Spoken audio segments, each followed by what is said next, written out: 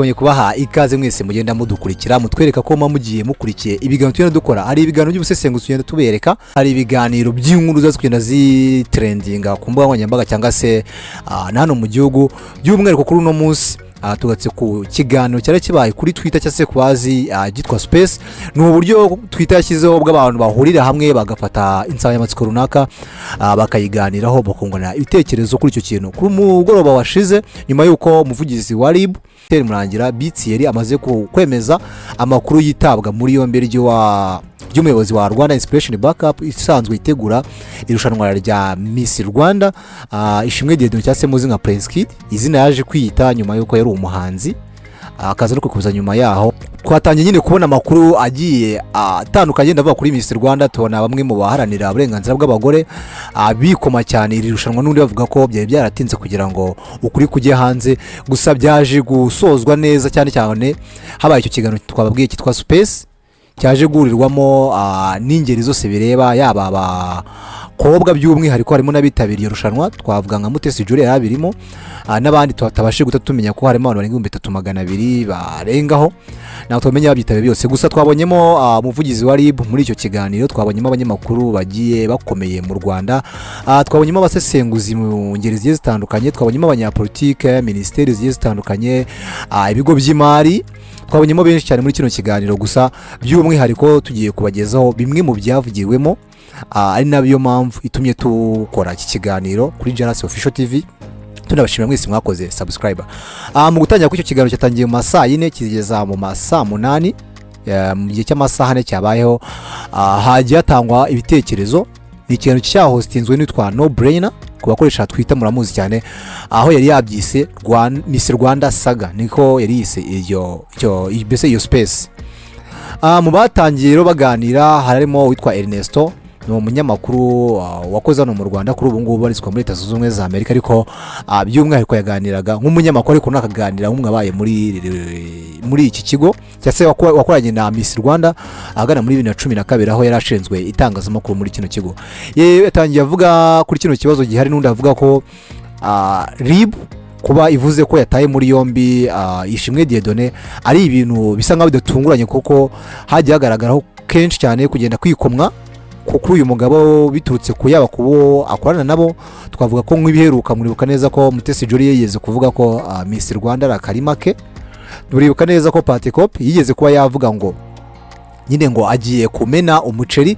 Byose byaje guhoshwa na wamenye ukuntu byaje gukemuka, ariko nyeka ko biri mu byatumye yenda RIB yagendeyeho ikora iperereza ryayo. Mu biganiro byaje ko rero muri uwo mugoroba Ernesto yaje gutavuga ko iri rushanwa hari ibintu byinshi byagiye biba mu makosa ariko bitigeze bihishurwa mbere y'igihe. Nk'urugero yatanze yavuze ko nko muhagana muri iyo myaka yagikora nk'umunyamakuru cyangwa se nk'ushinzwe itangazamakuru muri iri rushanwa rya Miss Rwanda hagiye kugaragaramo ibibazo bya manipulation cyangwa se gufakinga amajwi. Tuvuye gufakinga amajwi, ugasanga kumwe bajya bashyiraho umurongo wo gutora byifashishije ikoranabuhanga, ugasanga harimo abafite amajwi atarayanyabo. Icyo gihe byagiye biba, gusa we akavuga ko mu gihe cyabo bari bashinzwe technique cyangwa se abahiti babo babikurikiranaga bagatuma bidagerwaho nk'uko ababishatse babyifuzaga. Gusa nigeze avuga ko byize bishakirwa umuti cyangwa se ngo binatangazwe ko niho twatumenye iyi statement ko byabayeho, binavuga ko bishobora byarakomeje na n'ubu ngubu. Gusa cyo yavugaga cyane yatinze avuga ko hano harimo amakosa menshi yagiye muri kino gihe atakurenganyizwa n'ibyiza byagiye bibaho, kuko yaba abakobwa bari mu Rwanda bitabiriye iryo rushanwa cyangwa se n'abatari mu Rwanda ubu ngubu hari icyo byagiye bibafasha kugeraho, yaba mu iterambere ryabo cyangwa se no kuzamura ijwi ryabo nk'abanyampinga b'igihugu. Mu bandi rero by'umwihariko wenda tutarava kuri Ernesto, ahangaha ni nkaho yavugaga nyine kuri ibi bya manipulation byagiye biba muri Miss Rwanda muri icyo gihe cyabo, atigeze yirinze kuvuga ko bigikomeje n'ubu byari bikiba, ariko bamwe mu bantu baba hafi cyangwa se bazi iby'ikoranabuhanga twebwe dusanzwe tuzi bavuga ko n'ubundi bino bintu bishobora kuba byakorwa, ariko naho muri Miss Rwanda uvuga ko yarabikoresha cyangwa se hari wigeze bifatirwa mu cyuho. Reka twumve Ernesto ubwo yavugaga kuri kino. Hose this guy atwereka uburyo ashobora kumanipulatinga votes, arabimanipulatinga biragaragara. Aratubwira ati ibi bintu it's been here for years, ndabizi kubikora kandi aranabitwereka.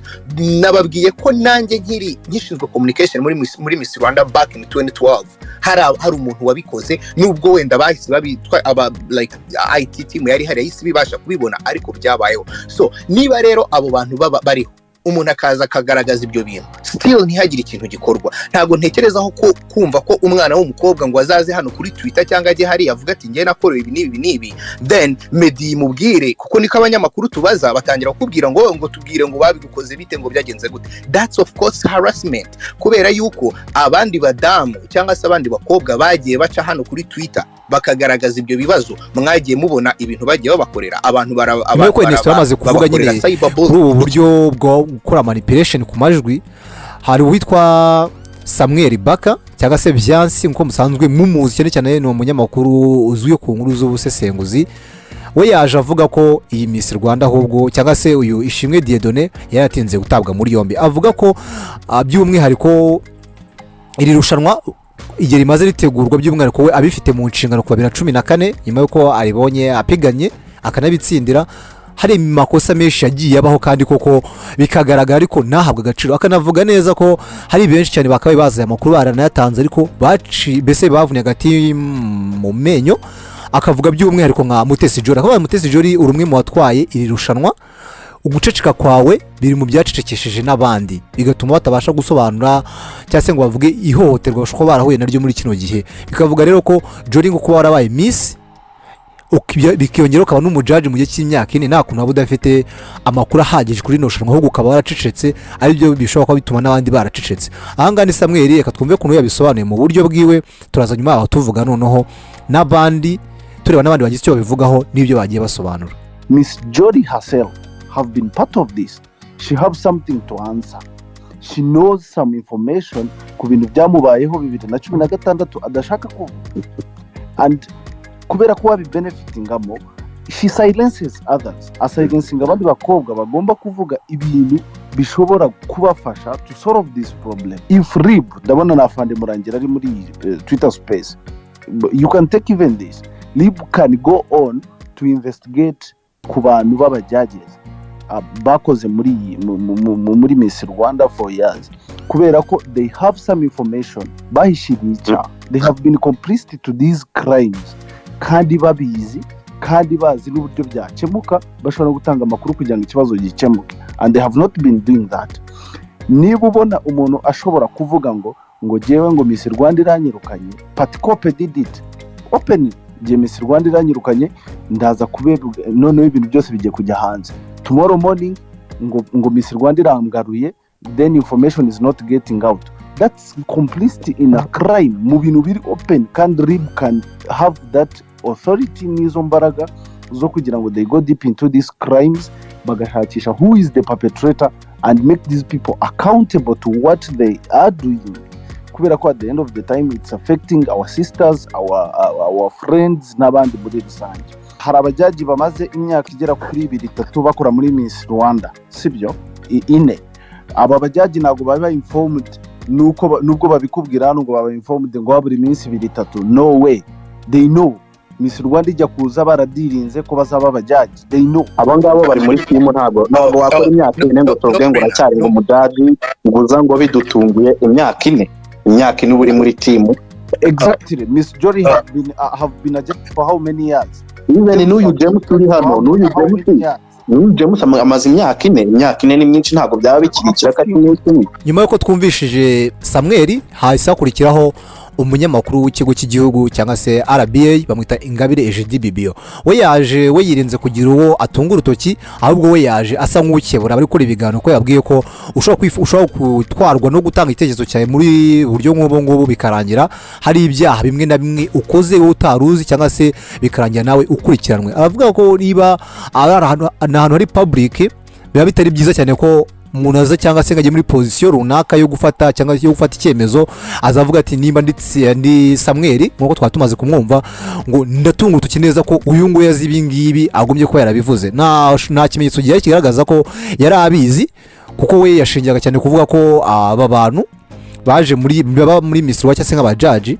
bataza mu by'impanuka ahubwo basanzwe baramenyeshejwe mbere bivuga ko rero bo icyo kuvuga ngo bazamo baje kujajinga ari ikinyoma cyambaye ubusa.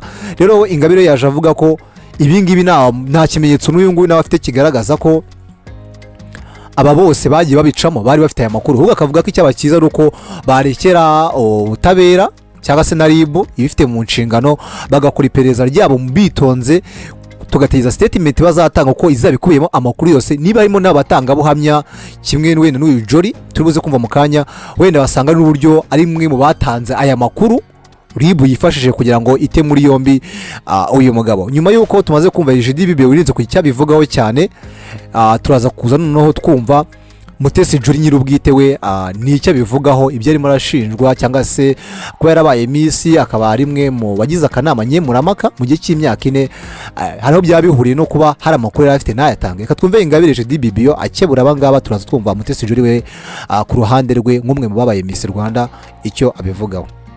This is a public space, nagira ngo tujye twirinda ibintu byo gusa naho duseserezanya dushinjanya, ukumva ko ngo niba umuntu ngo amaze ngo imyaka ngo aba judge, kumva ko mbega uwo umufatiye umwanzuro w'uko ababizi ni kontra ihoraho oya, cyangwa se ngo aba judge buriya bazi ibi ngibi bigomba kubabaza. Nyaboneka ngire ngo nawe ikubajije koko niba ayo makuru yazi, ndumva atari byo. Hanyuma nge ndumva rwose dufashanye muri ubwo buryo, amategeko arahari asobanutse, rimwe na rimwe abatamenye uburyo bashobora kurenganurwa, uburyo bashobora kumvwa, uburyo bashobora kubona aho bumvirwa, ahubwo aba ari cyo noneho dushyiraho imbaraga kugira ngo, kubera ko kwiga no guhozaho niko umunyarwanda yavuze. Hanyuma ibindi wa mugani ikintu udahagazeho tureke ibintu byo kugihagararaho koko nk'ugifiteho ukuri. Come on kumva ukanumvisha abantu yuko rwose ngo abana ngo bagiye muri Miss Rwanda ngo iyo badatsinze cyangwa se iyo batsinze je ne sais pas ngo bahita bahinduka prostitutes. Oh my god, ibyo bintu bwonyine n'uburyo bivugitse ni bubi tout simplement. Mureke tubifate gutyo, twumve ko kwiga no guhozaho no kugira ngo hari wenda dukumire ko hazongera hakaba n'ikindi kibazo. Ndumva banza byaba ibyo ngibyo byadufasha, naho ibintu byo kuza hano umuntu ameze nk'uhagaze ku kuri kandi ukumva bihagazeho ashize amanga, kandi mu by'ukuri ibyo arimo kuvuga sibyo, maybe ntanabizi kandi arimo aranduza wenda izina ry'abandi, ntago ibyo byadufasha. Uyu ni Ingabire JDBBO mwari maze kumva. Rero nyuma yuko amaze kuvuga uburyo we abibona n'uburyo abyumvamo, wari umwanya mwiza kugira ngo Mutesi Jolly wagomeje gutungwa gatoki nawe agira icyo avuga. Jolly yaje mu kuvuga mbere na mbere mu ncamake, we yamanje abwira ko ibi ngibi nk'umunyarwanda nk'abandi bose by'umwaka umwe ari umutegarugori nawe bitamushimishije, byamubabaje, kandi nawe yifatanyije n'abandi banyarwanda bose kugira ngo bategereze kureba icyo ubushinjacyaha cyangwa se n'iribu izabona mu iperereza yatangiye gukora. Mutesi Jolly avuga ko icyo atumvikanaho neza na bose bamaje kuvuga, by'umwihariko yavugaga kuri witwa Samuel. Yavuze ko Samuel nta proof afite yakabaye ashingira amushinja ko kuba yari ari muri Miss Rwanda cyangwa se muri abakanama nkemurampaka hari amakuru afite yanze gutanga. Ikindi yagiye kunyomora ati nta wigeze acecekesha kuko abakobwa bafite platform cyangwa se uburyo bwishi yaba Isange One Stop Center ziba zigeze ahantu hatandukanye zo gutangiraho bifite naho buri hotel rikorerwa umwari n'umutegarugori. Yavuze rero ko we nta wigeze acecekesha kuba yatanga igitekerezo cyiwe, ahubwo avuga ko we nk'umwe mu bantu barebwa n'iki kibazo, kandi akaba noneho ari nk'umwe noneho mu bitabira irushanwa, binavuga ko nawe wenda n'iryo hohoterwa riba ryaramukorewe atari muri position nziza yo kugira icyo atangaza, kuko ni umwe mu bashobora kuba batanga ubuhamya cyangwa se akaba yakorwaho n'iperereza. Niyo mpamvu bivuze ati umwanya arimo si umwanya mwiza wo kujya gusobanura byinshi kuri ibi ngibi. Reka twumve Jolly mu magambo asa nk'aho akomeye, bivuze yitonze cyane, bisa nk'aho bishobora n'ibyo byamukozeho cyane, ndako gufata umwanya munini wo kuvuga yabivuze muri aya magambo. Reka tumve Jolly tubaza nyuma tuvuga no tureba n'abandi barimo imirimbanyi mu gwanira uburenganzira bw'umwari n'umutegarugori, harimo witwa Sylvie nawe ibyo yavuze, ariko twumve Jolly. Jewe nka stand yanjye nk'umuntu uri associated na bino bintu, umukobwa by'umwihariko wabaye nyampinga w'u Rwanda, ndetse wagiye ugira n'amahirwe yo kujya mu kanama nkemurampaka kugirirwa icyo cyizere cyo kukajyamo. First of all, ikintu navuga ni uko we can't turn a blind eye ku birimo kuvugwa. Navuga ko nashishikariza buri mukobwa kwanza kuba niba hari ikibazo afite yashobora kuba yavuga, yakwegera umuntu aho ari comfortable, akabasha kuba yavuga. Ikindi, abantu bari ahangaha hari inzobere, hari abantu batandukanye, hari inzego za leta ziri ahangaha, hari aba influencers bari ahangaha. Mu byo tuvuga, mbere yo kugera ku cyo ntekereza cyangwa no gutanga stand yanjye, ndabasaba kugira ngo twirinde ikintu kirimo public humiliation, gushinja umuntu ikintu udahagazeho utari sure yacyo, kuko aha dushobora kwibwira ko uri umutangabuhamya bigasoza ahubwo ubaye ukurikiranwaho gusebya umuntu muri rubanda. Dufite urwego, RIB irahari n'izindi nzego zitandukanye zirahari. Ni urwego noneho cyane cyane ku bintu byerekeranye ikintu cy'umukobwa cyangwa umutegarugori cyangwa se umukobwa muri rusange. Nibwira ko ari ikintu gikurikiranwa. Nibwira yuko ari abantu bafite ubunararibonye badashobora kurenganya umuntu, gufata umuntu ngo bamufate arengana, cyangwa se bashobore kuba bananirwa kurenganura umuntu urengana. Nibwira yuko urwo rwego turabizeye, ubwo bushobozi burahari. So my stand now, njyewe nk'umuntu uri associated n'ibi bintu, ntabwo ndi muri position yo kuba ntagira icyo mbabwira, kuko either nshobora kugira icyo nkurikiranwaho cyangwa se nkaba n'umutangabuhamya na witness. Aho kubivugira, aho abo kubibwira turahazi. Ikindi navuga nuko wenda nasoza mvuga ko may justice be served. Murakoze. Are you okay right now cyangwa abantu bagukunda nicyo bababwira? Ntabwo navuga ngo meze neza, iyo niyo stand yanjye. Ni ikibazo kiri very alarming, ariko for the position I hold and how much I am associated kuri kino kintu, nakubwiye ko mu nyungu z'ubutabera ntabwo ntashobora kugira icyo nkubwira, kuko nshobora kugira ibyo mbazwa nanjye ubwanjye cyangwa se nkaba n'umutangabuhamya. Murakoze.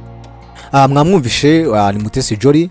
Ndakeka bisobanuye byose mu buryo bwe, gusa hari uwamubaje ati se are you okay? Yavuga ati ntago nameze neza, mu gihe nzi neza ko nanjye ndi mu barebwa n'ibi bintu.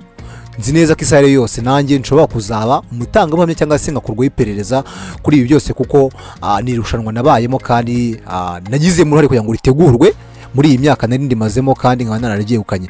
Witwa Sylvie noneho we yaje atumvikana neza cyane ibyo Jolly yaramaze gutangaza. Turi ko yavuze ko Jolly ibi byose ari kuvuga ari ukwirengagiza ukuri guhari, ko n'ubundi nubwo leta izi nzego za leta zisanzwe ziriho zidakuraho ko hari uburenganzira bwo kuvuga no kugira ngo abanyarwanda amenyeshwe.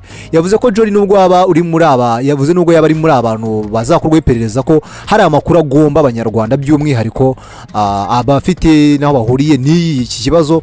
Akavuga ko hari ibyabyara yakagombye ko yatangaje cyangwa se n'ubu yakaba yatangaza, nubwo Jolly we yirinze kujya n'uricyo bivugaho, n'ubundi nubwo bamuhatije we ntacyo yigeze bivugaho.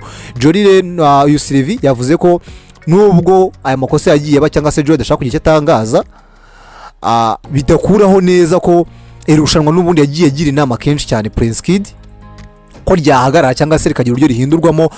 Yongera nanagaruka ko ministeri yatanze uburenganzira kuri Rwanda Inspection Backup, nayo yakabaye itunga urutoki kuri ibi bimwe mu bibazo byagiye bibamo, ko yimba uhaye umuntu uburenganzira ngo ategure igikorwa, ubwo no kuba mu ba mbere bakurikirana cyangwa se bakora evaluation bagarebe ko ibyo bahaye gukora bikora nkuko bikwiriye. Ni igitekerezo nyine yatangaga nk'umwe mu bantu nawe bakozweho cyane n'iyi nkuru. Ariko Sylvie we yagomeje avuga ko iri rushanwa hari benshi yagiye abona bidahwitse cyane byakorwamo nk'uburyo bwo gutorwamo, ko yagiye abona no sharing amalinki ngo dutore.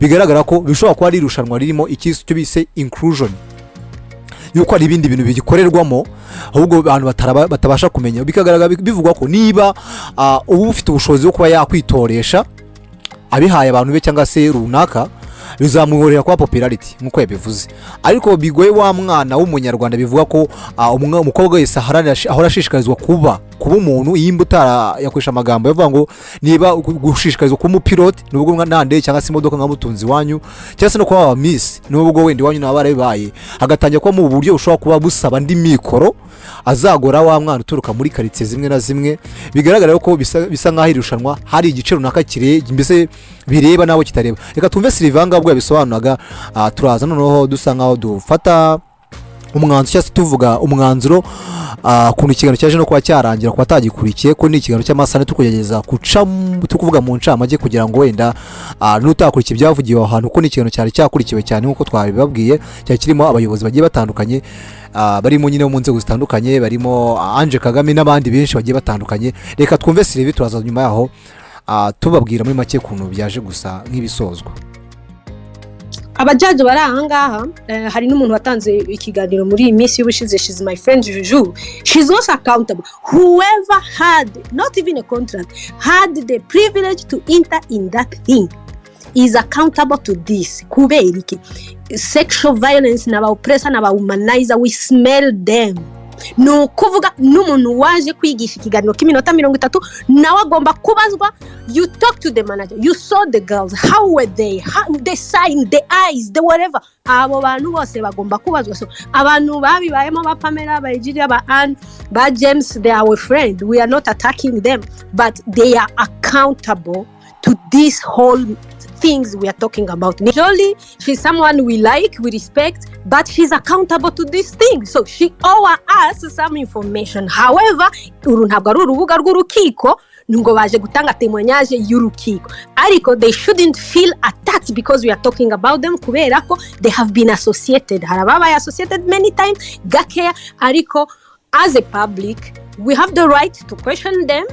Maybe hari information zigomba guhabwa public, as Jolie vuze, hari zigomba kutavugwa kubera ko maybe ziratuma perereza ritagenda neza, ariko we have the right to talk about them, but in a respectful way. Ako nashaka kubabwira ko bari 100% accountable. Nuwagi noneho abandi bari accountable ni kiriya kigo cy'ururimi niki kibishinzwe. As a government institution, they need to be made accountable if they didn't put all the provisions, all the policies, if they didn't follow, if every year they don't do an assessment kureba umuntu bahaye kontra akora neza.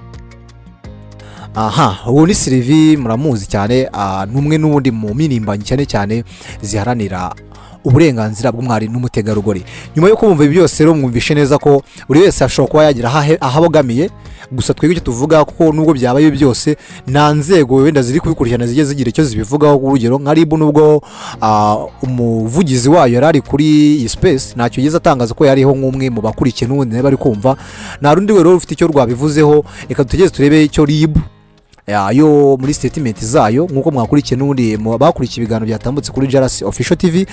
Twumvishe ijwi ry'umuvugizi wari bavuga ko iperereza rigikomeje, amakuru menshi tuzamenya mu minsi iri imbere. Rero twe ntago twavuga ati bimeze gutya na gutya, niyo mpamvu twe tuvuga ngo ibi no kuyagezaho ibitekerezo bimwe mu byatanzwe hariya, buri wese afite kuna byumva, buri wese afite kuna bibona, cyangwa se ufite n'amakuru, cyangwa se ufite wenda n'uwe wanyu, cyangwa se na mushiki wawe, cyangwa se mukuru wawe, cyangwa se umuryango wanyu waba arahuye ni bimwe muri ibi ngibi biri mashinjwa Prince Kid. Reka umwanya usigaye ubu wawe kugira ngo tubwireho kubyumva, uratanga igitekerezo cyawe muri comment kugira ngo nyine kubyumva nawe twese twabyumva kimwe cyangwa se ntabwo wabyumva kimwe n'abangaba, wenda uraza kugaragaza wowe uruhande rwabagamiyeho. Ni JALAS official TV, nk'ibisanzwe mwebwe mutarakora subscribe muyikore mube abambere kugira ngo mujye mugomeza kubona amakuru menshi tugenda tubagezaho. Ciao.